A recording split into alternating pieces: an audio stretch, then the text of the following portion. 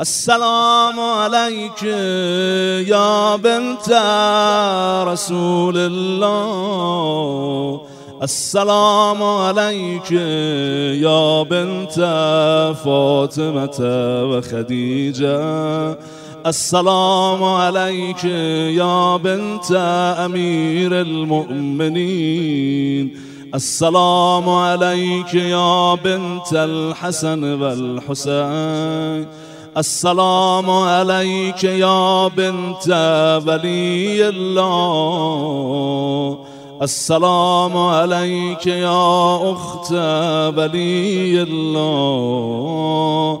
السلام عليك يا عمة